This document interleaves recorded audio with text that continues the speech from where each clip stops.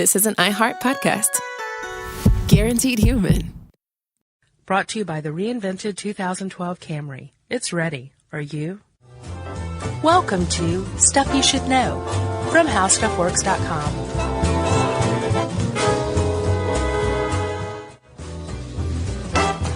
Hey, and welcome to the podcast. This is Josh Clark. I'm with you. Alongside me is Charles W. Chuck Bryant. We're about to take this joint 33,000 feet into the air. About to push some tin. Yeah.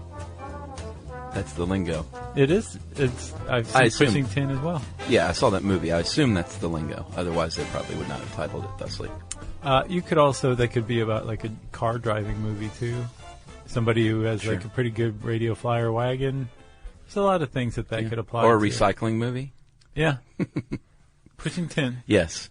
We're speaking of the 1999 Mike Newell flick with Billy Bob Thornton and Man, that was a good one. John Cusack. Yeah, that's where John Cusack and Angelina Jolie met and ended up getting married. You mean Billy Bob Thornton? No, I'm pretty sure it's John Cusack. Yeah, I didn't think it was very good. Are you kidding? Did you like it? It was all right. All right, I have to admit that movies that I thought were awesome in the late 90s, when I go back and watch them now, I'm usually like... Not as great. Yeah, there's very few that hold up. I'm trying to think of one that I saw again recently that did hold up. I'm going to sit here for a while until I think of it. It wasn't Pushing 10, though. I don't know. I haven't seen it for a while. Well, in the movie, they were air traffic controllers. Yes, and that's what we're going to talk about today. So that's how Pushing 10 relates to this one, right? Yes. I thought I'd clear that up in case people were like, what are they talking about again? You got any other good air traffic control movies? Well, Airplane. Yeah, of course. Classic. Lloyd Bridges. Looks like I picked the wrong week to stop sniffing glue. Yeah. Other than that, I have nothing. Oh, what about all the real airport movies? Oh, sure. Yeah. Airport 70, Airport 75, 77. 83, 94. Yeah. The grunge years. Yeah. Speaking of the grunge years, I've recently gotten into David Foster Wallace. And I am genuinely sad that he killed himself. He was a good guy. He was a good writer, good guy. Like, from what he shared in his writing, he was pretty cool. Well, I think a late acknowledgement of feeling bad about that is better than nothing at all. Yeah. So welcome aboard that train. Thanks.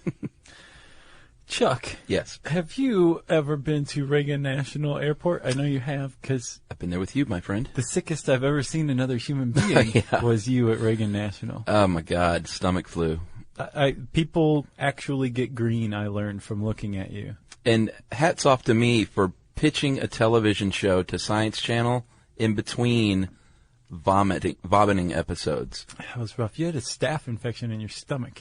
I jumped up and after we pitched the show and ran to the bathroom and puked and then came back and was like, hey, thanks for the time. Yeah, it was something. So that was a bad flight home. Yes. Well, it could have been even worse because had we been flying at night about a year ago, last March, sometime between midnight and 6, we may have been forced to land at Reagan, DCA, we'll call it. Yeah. Without the help of any air traffic controller. That is because one night in March last year, 2011, the one guy who was controlling the tower for all flights at DCA fell asleep and could not be roused. Really? I mean, he was out. Was he drunk? No. Because that happened in Colorado, remember that? No. There was a drunk air traffic controller that they pulled from the job. Okay. I know, that's so not cool. No, that is a job where it's like you drug test them every day. You smell their breath when they come in. Right. There's somebody whose job it should be to clap next to their ears 24 hours. The cymbals on the job. Yeah, but this guy, no, his thing was this is his fourth consecutive overnight shift, and he couldn't stay awake. But apparently other control towers were calling him, right? Couldn't wake him up. Yeah. They were radioing him, couldn't wake him up. And then they have this system called the shout line, where you can call somebody in and it goes through a PA system really loud. Wow. So they were shouting to wake this guy up. And that's in place for that reason? Yeah. Jeez, that's scary. And nothing happened. So 2 different flights landed themselves. And I should say they didn't necessarily land themselves. The brave, valiant people at TRACON the what is it? The Terminal Radar Approach Control. Yeah. People who have nothing to do with landing. They took over and helped safely land 2 planes. Yeah. It was a scary night. Well, and what you're illustrating there, which is what we'll get into, is that there are a lot of people that get you from point A to point B when you're sitting there enjoying your vodka gimlet. Yes, but not complaining peanuts. about the peanuts. God help you if you open peanuts on a plane these days. They will tackle you. Really? Oh, yeah. People have peanut allergies. Is that new? Yeah, that's very new. But because that happened on our flight. Seriously. Was it to Austin? Yeah, that's right. I had never heard of that before. That's happened to us before. Wow. Is this your first time? Yep. I just got a text. Let's just go ahead and leave that in. All right, well, no. Need to show our unprofessionalism. These are free for now. All right, I'm silent. Okay. All right, so you back with me? Yes. I did not know about the peanut thing. I'd never heard of that before. On our flight to Austin, they said we have someone who's allergic and no one can eat peanuts on the whole flight. Like, don't even open them up. Yeah. And then they served us pretzels that it said on the label. These are processed in a plant that also processes peanuts and other nuts. Does it really? But at least they weren't peanuts. But that's happened to Yumi and me before on flights where it's like, dude, there's somebody who's so violently allergic to peanuts you can't even open them. So, because my first reaction was kind of jerky. I was like, well, that's not fair to everyone else. And then I thought, come on. Yeah, right. I don't even care for the peanuts, you know? Yeah, they're not even that good. No, who cares? People who really love peanuts, I'm sure. But I guess what I'm trying to drive at is that's everything there is to know about air traffic controllers. The end. Josh, there are approximately 50,000 aircraft operating in U.S. airspace every day. 50,000. So here's the thing. If there's 5,000 in the sky every hour during peak hours... did you do some math that didn't work out? I don't understand this, because think about it. So let's say every hour was a peak hour. Well, they're not. Otherwise, it wouldn't be a peak hour. All right. I guess that's what it is then. But even still, that's crazy. That seems off, but whatever. I defer to Freudenreich. He has a PhD and I don't. Although I always wondered what it was in. Who? Craig's the author of this article's PhD? Yeah. We can find that out. Okay. Maybe it's it's like a Bill Cosby doctorate. You know, he's got like 10 of them. I used to make fun of Bill Cosby a lot because I think he's an old crank jerk. And I got called out once because I was making fun of his doctorates. He apparently has at least one, I think, in education like that he earned. Oh, really? Yeah. It wasn't just from a speaking engagement. Well, who am I? My dad has a PhD, so. We should probably start talking about air traffic controllers, huh? Yes. It's actually, I thought this was very cool how it works. And we're going to get into it pretty specifically from the time you are sitting on your plane to the time you land and are getting off your plane. And for those of you who like to fly between, say, D.C. and Atlanta, this will last approximately about as long as your flight will. No, we'll go through it. All right, let's start out with airspace. There are 21 zones in the United States airspace, or centers. Each of those zones is divided into sectors, and within each of those zones, there are portions of airspace about 50 miles, in diameter? Yeah. Yeah. And that is called TRACON. TRACON. That is the Terminal Radar Approach Control that you talked about. Yeah. And within the TRACON, could be several airports, depending on where you are. Like, for example, if you're in the San Francisco area, you have not one, not two, but 3 international airports within that TRACON, within just a few miles of each other. And each of those airports has their own 5-mile radius of their own airspace. Right. But that can overlap, evidently. Are they within 5 miles? No. I'll bet you they don't build them within 5 miles of each other, or 10 miles if it's a 5-mile radius. Yeah, that would make sense. They can't overlap. So, but this map might not be to scale because it looks kind of cartoony, but it looks like they're pretty close. It's confusing at the very least. At the very least, there's 3 international airports within the same TRACON. Right. All right, so FAA, they run the traffic control system. It's a government body. They take care of it all. We'll get to the strike a bit later. Oh. You don't want to talk about that? No, I was just excited about talking about it. We can talk now. No, it's okay. So there are several different divisions, and we'll go over theirs now so you know what we're talking about here when you take off, and you'll know who's handling you at any given moment. Yeah, and it's all pretty intuitive. Sure. It makes sense. Freud and Rick used a really good analogy, I thought. It just completely clears any misunderstanding whatsoever up. It's all very much just like a zone defense. Yeah. You just, as your plane is moving, it gets handed off from one person to another person to another person as your plane crosses through their airspace. We could really stop there. Mm-hmm. But let's not. Okay, Division 1, Air Traffic Control System Command Center, ATC-SCC. They oversee the whole ball of wax and manage control within the centers when there's problems. So I get the impression that these guys are like the cream of the crop. Yeah. Like they're like, you've got some pretty bad weather here. I'm just going to go ahead and take over your controls and handle this for you. Yeah, I got that. Yeah. I got that idea. They have, next is the Air Route Traffic Control Centers. And there is one ARTCC for each center. And they manage traffic within all sectors of that center, except for that 50-mile TRACON zone. Yes. Correct. Yes. Okay. These are the ones where it's kind of like you're out in the boonies. Okay. Like I get the impression that TRACON airspace is like a little urban. Yeah. Like they're saying like there's actual airports here. There's enough action. Like, this is just over the Great Plains. Okay. There are the air route traffic control centers. All right. Then you got your terminal radar approach control, which is what we've been talking about, the 50-mile zone that handles the, flights leaving and coming into the airport, essentially. Mm-hmm. Then you have the air traffic control tower. You've all seen those. Yeah. And everyone probably thinks that that's all there is going on is just the tower. That's just one little piece of the puzzle. That's exactly right. That's basically like, it's almost like you can look at it as an expanded version, right? Sure. So an airport has its own control tower. Yeah. A few airports will share a TRACON. Yeah. And then if you expand out further geographically, you run into air route traffic control centers. Yeah. And then if you look at the United States as a whole, you've got the Air Traffic Control System Command Center. Well done. Thanks. It's like The Power of 10, the Eames documentary. Yeah, exactly like that. And then finally you have the Flight Service Station, the FSS, and that provides information for private pilots flying out of Charlie Brown Airport here in DeKalb County. Yeah. And if you're a small pilot, you're allowed to fly by visual flight rules, which means you use your peepers. Yes.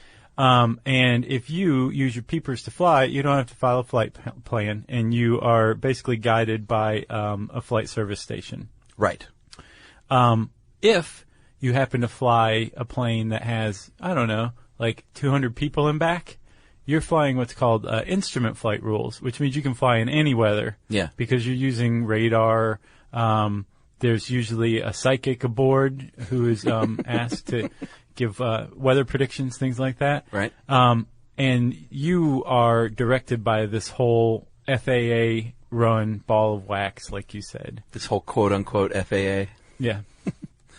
All right. So, I remember when Kennedy Jr. died, he was, he was not instrument rated. Wasn't that the deal? Oh, is that right? I think so. I think he was just a visual VFR rated. And they said that he shouldn't have been flying in that weather unless he was instrument rated. Yeah. Yeah. It was very sad. It was. Okay, so let's say you're flying Jacob. This is Jacob Silverman, right? No, this is Freud and Rick. Oh, it was? Silverman wrote the medical marijuana one. Okay, that's next. Or in 3 weeks, you never know. Let's say you're flying from New York to San Francisco. Yeah. There are going to be 7 different portions of that flight, starting with pre-flight and ending in your landing. True that. What's in between? Oh, well, you've got takeoff. Sure. You have departure. Yeah. You have en route, which is synonymous pretty much with cruising. Sure. That's my favorite cruising time. altitude. Yeah. Or vodka gimlet time for you. And then you have descent. Yeah. Folks, we have just made our initial descent. Yeah. Wake up. Yeah. Turn off your stuff. Yeah. Approach. And then you've got, well, like you said, landing. Yeah. You know what else they call descent is sky mall time. Oh, yeah? Yeah, because you got to turn off all your stuff that you're passing the time with, and all of a sudden you're like, I guess I'll read the Sky Mall magazine. I make a second or third concerted effort to go back to sleep. It's like, hey, we're 500 miles out. We're making our initial descent. We're not going to be there for another hour, but I want to talk to you. Yeah. It's just like, yes, we all sensed it in our inner ears. Just go back to flying the plane. Yeah, Emily gets annoyed with the descent that she can't get up and pee any longer. Yeah. Well, you can really. Well, yeah, she did it in Austin. Gotten there, they always say like, you should sit back down. And she's like, do you want me to pee all over this plane? Exactly. You don't want that. Yeah. Yeah. But they will not move. They can't move if you're stuck on the tarmac on a runway or something. Yeah. And you have to get up and go to use the bathroom. If you can go, the plane can't move because everybody has to have their seatbelts buckled, and Yumi held the plane up for. Oh, really? Yeah. So, hey, sometimes you just have to. You gotta go, man. Luckily, I've never been in that situation where you're like, you hear people saying like I was on the tarmac for like 3 hours. Yeah. I would lose it, man. Go ahead and knock on wood. I would get off. I would be like, they'd have to air marshal me out of there. You can get off. Oh, sure you can. Oh. All you got to do is say the right things. Then all of a sudden you're being escorted off. Right, but then you're off and then off to jail. Not necessarily. No, I'm pretty sure. Yeah. At the very least, you're going to be detained for the rest of the day. I'd rather be in jail. See, that is jail. Sitting on a tarmac on a plane with all those people is jail to me. Jail does not have Go magazine. That's true. Okay. Pre-flight, Josh. What's going to happen here? You're on your plane. You're feeling good. You've ordered your drink or taken your pill. You're trying to fall asleep. I don't take pills anymore. Are you good to go? I am. That's nice. Yeah. Your pilot is going to be doing some important things, which don't include drinking, hopefully. Right. They're going to be checking over your plane. Yeah. Right? They're going to file the flight plan 30 minutes prior. Yeah, so a flight plan, I always thought, like, I would never want to be a pilot. Filing a flight plan sounds terrible, right? Yeah. And then upon reading this article, I'm like, that's the flight plan, really? So basically, can I tell them what a flight plan is? Yeah, what do you think it was? Oh, I thought it was like this detailed, like, chart route. Like, here we're going to just move to the left just slightly, and then we're going to go up over this mountain and then back down. Yeah. No, a flight plan is the airline's name and flight number, right? Mm-hmm. The kind of aircraft it is. Yeah. What you intend to fly at, altitude and speed-wise. Sure. And then, which way you're going. That's it. The route, yeah. Yeah. I'm kind of like, sure, I'll be a pilot. Yeah, that's but what you got to do. Really. I don't think I'd want to log that kind of travel. Well, no, of course you wouldn't. And the reason that it is probably that minimal is because they want the pilot to be flying the plane and concentrating on that while the men and women in the control centers handle all the other stuff. Right. Like we'll get into right now. Yeah. So you've got the flight data person who says, hey, this flight plan looks pretty good. Mm-hmm. I'm going to print out a strip that has to do with, basically I think there's like 21 different little pieces of information. Oh, really? Yeah, that any air traffic controller can look at and say, based on this guy should be here right now. Okay. If anything happened. So the flight, the flight progress strip is what, when you have a flight, like it stays with your flight the whole time. It gets passed off between person and person. And changed as needed. Yes. And this is all, to begin with, filed with the FAA host computer. So before they can do anything, it's got to be in the mainframe. Well, the host computer is the one that spits out the progress. Okay. Yeah. So they file the flight plan and then it spits out the route. Yeah. Probably like, you're going this route, well then this weather's here and you got to look out for ducks over here and that kind of thing. Yeah. Yeah, and another thing I learned too, there are regular ascending and descending corridors that I think they just are typical for that airport. Not typical, but used for that airport. Yeah. So they're not just like, hey, why don't you fly out this way today? Yeah. It's really neat if you fly into Hartsfield here in Atlanta. Yeah. World's busiest airport. Mm-hmm. When you're flying, when you're coming in for a landing, there's a whole row that stretches back for 10 miles of planes that are coming in right behind you. That's the corridor. Cool. Yeah. But if you look over to your left or your right, there's like 3 or 4 of them at any given time. 3 or 4 of these lines of planes all flying into Hartsfield. Yeah, I didn't realize they lined them up like that. But when they're coming, you got 10 planes coming in, you're just like, all right, get in line. Yeah. And there's the corridors, you come in at a certain altitude, like a certain corridor is like, you come in at this altitude. A different corridor comes in at a higher altitude. It's all very exact. Yes. Thank God. This is good. So you have your approved flight plan. You've got your little progress strip, and your flight data person's going to say, clearance delivery. and the pilot's going to finish up his drink, or her drink. You think that's so funny, don't you? I do. And they're going to give that strip to the ground controller in the tower. So now the ground controller is in possession of your junk. Right. Because that's how they get pilots to land, to ensure that they're going to come back, is by hanging onto their junk while they're gone. That's right. They are responsible for the ground traffic, taxiing, all that stuff, making sure planes in that huge parking lot down there aren't running into each other. Yeah, that seems like that's a big one. Oh yeah. The ground controller might have the most frenetic job. Because yeah, maybe so. Everybody else, it's like, here's a plane that's landing, and yes, you have to keep up with the distance between other planes, and you're managing several planes, but you're managing them in a corridor. Right. This guy's got, like, all sorts of crazy stuff going on with planes trying to get out and get into the runway system. And especially at a Hartsfield. Yeah. Yeah, like you can't just say, yeah, just go ahead and pull across runway 10 there to runway 12, and you'll be fine. You got to make sure there's nothing. Yeah. Taxiing around or landing, obviously. And I believe the ground controller is one of only 2 air traffic controllers that are allowed to use binoculars. The local controller and the ground controller are the only ones that can use binoculars, which is pretty cool. Like, these guys strike me as like early NASA dudes who like put men on the moon. Right. You know what I mean? Yeah. Like, they wear like short button-down yellow shirts with brown ties, and like they have big forearms, and like maybe they have vaguely like military haircuts. Yeah, Those are the guys. They look like Ed Harris in Apollo 13. That's who I was describing. Yeah. Okay. Sorry. So you're taxiing to the runway. The ground controller is watching all this stuff. This is all transmitted by radio initially, and like they say, all right, get on channel whatever 13, Mr. Pilot or Mrs. Pilot, and we will direct you to the or Ms. Pilot, excuse me, and we will direct you to the correct runway.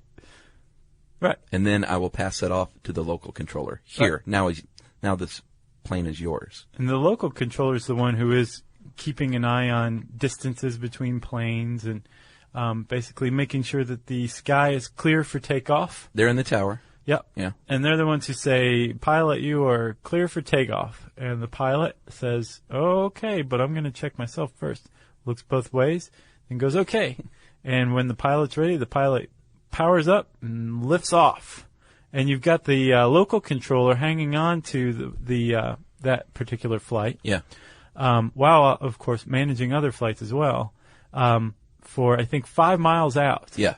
But before they reach that 5 mile point, the local controller, and now, so we're leaving the control tower at the airport, and we're expanding out to TRACON. Yeah. As they hand off to a radio controller at TRACON, the departure controller, I believe. Right. All right. So now we're in the air. We are en route, and you have to, if you're a pilot, activate your transponder, which will basically make you the little blip on the radar. Very important thing to do. Yeah. That's how they can follow you as you move across the country or around the world. Right? You are covering all bases on this episode. Well, your little blip is going to obviously represent your plane, and it's going to have your flight number, your altitude, your airspeed, and your destination. Mm-hmm. And so where are we now? It's also how they find you if you go plummeting into the ocean or the earth. Sure. Is that the black box? I think that's probably a part of the transponder. Okay. Yeah.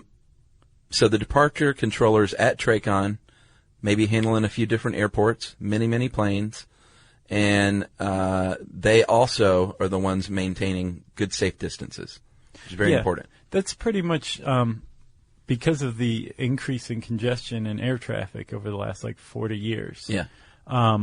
That's like job one of any air traffic controller is you have so many planes that basically you want to keep them evenly spaced. Sure. Following these prescribed corridors. Yeah. And if you can do that, then you can do this safely. That's right. So what do we have? Are we en route yet? Are we? Yeah. Once you leave the TRACON airspace, which is the 50 miles, then they pass you off to the center controller, which is ARTCC. Yep.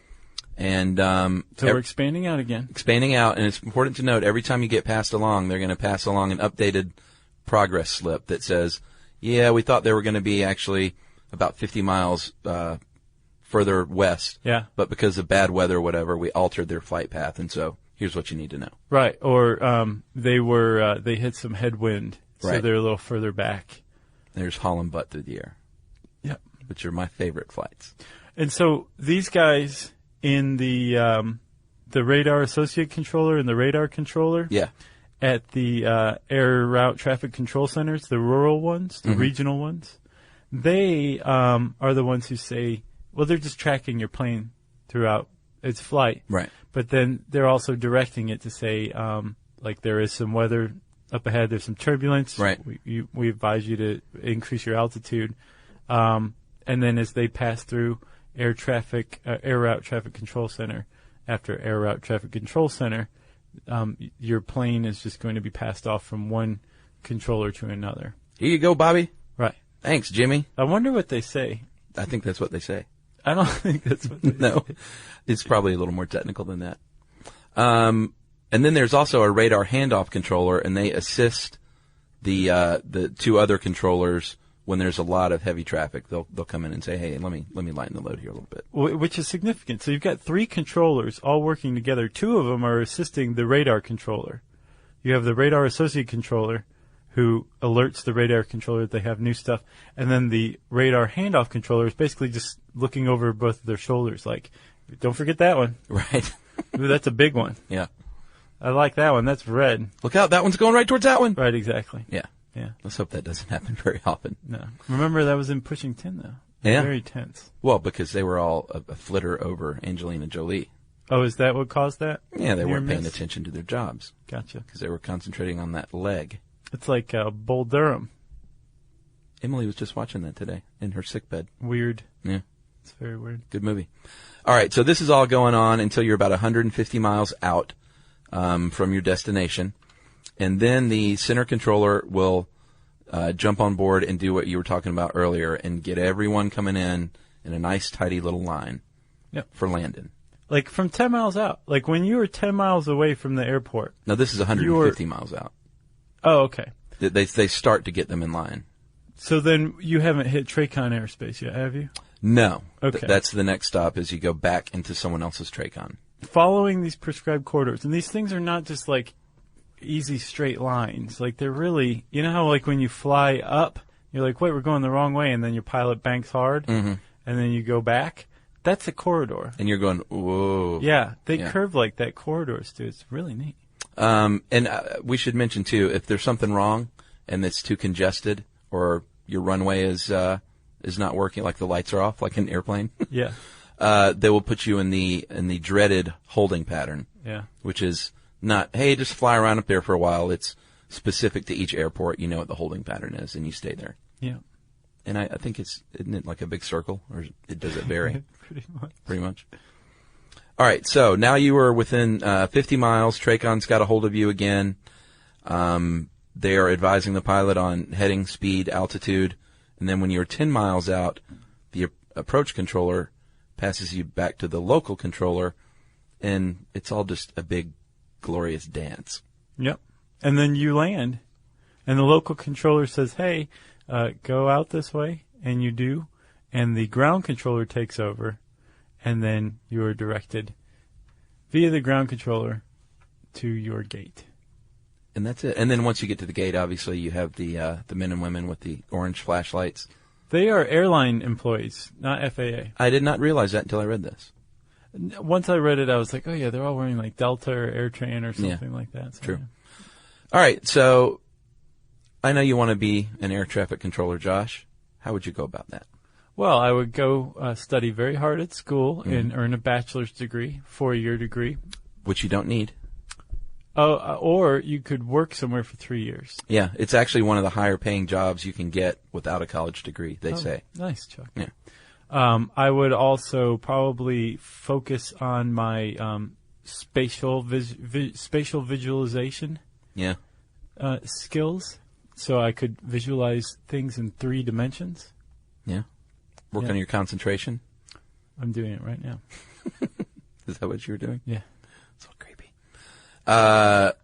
Like we said, you were employed by the FAA, and you have to apply through the Federal Civil Service System, pass a test that is, I read an article from a guy that was on Wall Street very stressful job, and he decided, I'm going to go be an air traffic controller because I dig this stuff. Yeah. And he said the test is timed and very, very hard. So Good. they want to put the pressure on you. Oh, it should be. And the clock is ticking. Good. Yeah. 3D spatial visualization on the exam, reasoning, abstract reasoning. It's tough stuff. Yeah. So they say, all right, you can be a trainee. You're going to move to Oklahoma City for 7 months, and not many of you are going to make it through training. We're going to cull the majority of you. Right. So know that going in. Yep. You might not get through. Right. Because they want the cream of the crop. But then let's say you did, and then what happens? Then you go, you walk up in front of an airport with your resume. I'm here. And say, can I start landing flights? Yeah, pretty much. You start working, and then I guess to become certain kinds of air traffic controllers. Right. Like I think TRACONs, or the air route traffic control centers, the regional ones. You have to be certified. Yeah, for each little different job. Yeah. Yeah. And then as you get better and better, you move up and up, and then all of a sudden you realize you're the president of the United States. You can make the average starting pay $28 an hour. Is that right? Not bad. So it's not salaried, huh? Well, it gets to be salaried at a certain point, I think. Is that average starting pay? Yeah, that's good money. Yeah, it is. And controllers can earn up to and over $100,000 per year after just a few years, they say. Wow. But you're going to be working long shift duties. You're going to be working on Christmas, maybe. Working from midnight to 8 a.m. sometimes. It's midnight to 6. It's intensely stressful. What do you mean midnight to 6? That's a shift. Oh, I thought they were 8-hour shifts. I think there's 6-hour shifts. Oh, they cut that back then, which is good. Yeah. Because one of the things in 1981, when they went on strike, they were lobbying for was reduced shift hours. Well, what happened when they all went on strike? Do you know about this, or are you being coy? I mean, vaguely. Well, they went on strike in August, and they wanted better wages. They wanted a 32-hour work week. Because remember, these are FAA employees. Yeah. So they're federal civil servants. Which is a big problem because you're not allowed to go on strike if you're a federal union member. Is that right? Yeah. So they violated the law. President Ronald Reagan, ordered them back to work. Said, you got to go back to work right now. That was I didn't even try to do Reagan. You should try it again. No. Do Nixon doing Reagan.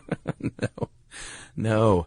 Only 1,300 of the 13,000 went back to work. He says, you've got 48 hours. Nice. That was much better.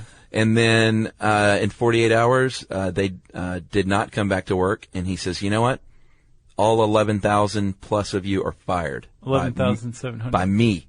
Yeah. The president. I'm firing all of you. So crazy. And he did. Yeah. And they had to cut the flights back to 50% for a while. And they were also banned from any federal service for life, but Clinton rescinded that. And then they say it took a full decade to restore the program back to its original staffing numbers. Wow, that's crazy. Although they got up and running and, doing the best they can within a few years. Seems a little rash, but the Gipper sent his message. That ain't what you want striking, man. No, I agree. But, wow. Yeah, you're all fired. Yeah. And I thought it was always one of the top stressful jobs, but the list of 2012 doesn't have it in the top 10. Really? Well, let's hear that list. You want to hear it? Yeah. Number 10, cab driver. Wow. Yeah. Okay. Don't go this way, go that way. Don't take third, take fourth. What are you doing, stupid cabbie? Don't you take credit cards? That's more stressful than air traffic control. I don't know. Number 9, photojournalist. I guess in, war-torn countries. Right, sure. Yeah. Or on safari. Yeah. Those are dangerous too. That's true. Number 8, CEO, like big corporate exec. Number 7, PR executive. Double. Really? Yeah. Who made this list? It's the list. I don't know who makes it. All right. Number 6, event coordinator.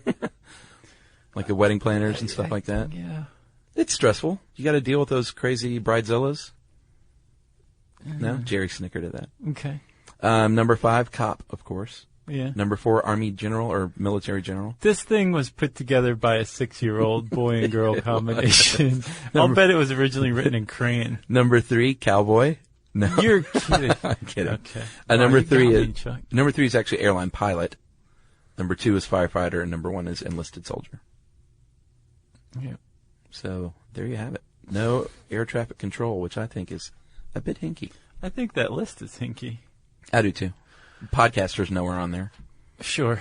I'm so stressed out right now. That's got to be top 15. You got anything else? I don't. Oh, we already talked about the movies. Mentioned the article's author. Yeah, I think we're good.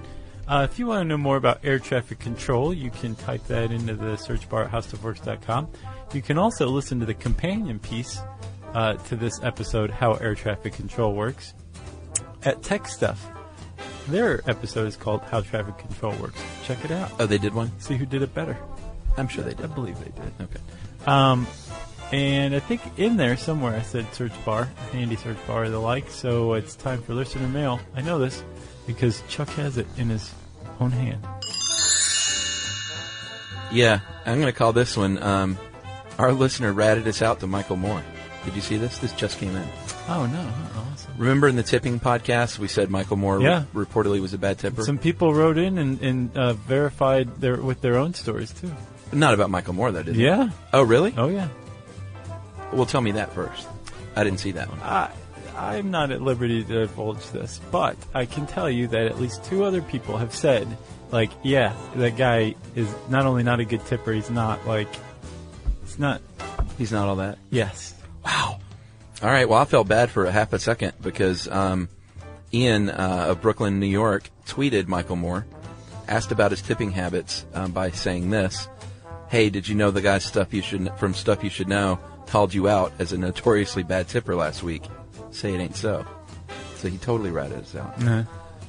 And then Michael Moore direct messaged him back and said, "Ha, no, but I'll add that to all the great fiction I've collected about myself. For the record, I always leave between 25 and 33%. That is in the face of what we've been hearing. We got to clear this up somehow. I know, and then I felt bad because I didn't see those other emails. And I said, "Hey, listen, dude, tell Michael Moore that we were sort of suspicious about this, and that we'll clear it all up on the show." But I guess we just didn't. We just muddied the water even further. And Ian of Brooklyn said, "Can I also hear Chuck reenact his exasperated what?" It's had me cracking up all week. So there you have it. What? That was a pretty lame reenact. What's he looking for, Josh? What? No. Something along those lines? What? Which a what? What? There it is. Okay.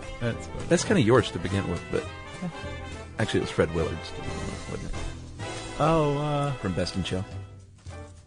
No, I got it from The Simpsons. Oh, okay. Mo Sizlak is really good at what? What that guy? Yeah, he's good. So I guess that's it. Yeah, Michael Moore. Good tipper or not, we shall never know. Yeah, we'd like to hear from you if you happen to listen to this. If it's cool with you, we'll just show up and follow you around with the camera for a week and watch you tip. But don't try to put on any show for us. Okay? 33%? I thought that was a little hinky. Chuck is mentioning our Twitter handle, SYSK Podcast. Man, that was just grammatically all over the place, wasn't it? Sure. You can follow us on Twitter by following our Twitter handle, SYSK Podcast. You can also check us out on Facebook at facebook.com. And if you know what? I'm sure everybody has a crazy flight story. So just come up with something other than that. You can email us at stuffpodcast@discovery.com.